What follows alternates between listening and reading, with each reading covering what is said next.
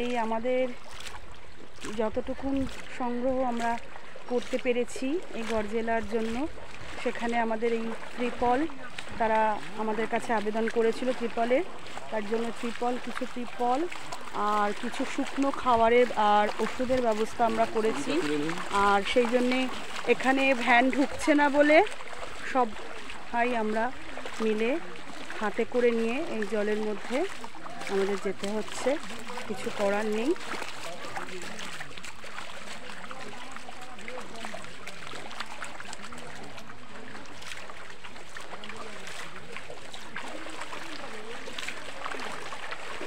খুবই খারাপ অবস্থা, এখানে জল এখনো পর্যন্ত এতটুকুনও নামেনি, খুব খারাপ অবস্থা,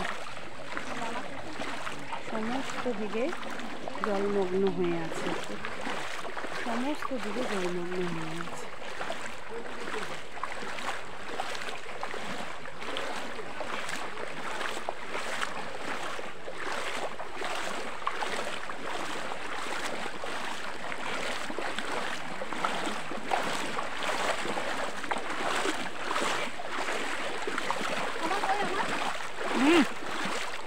আমার শোনা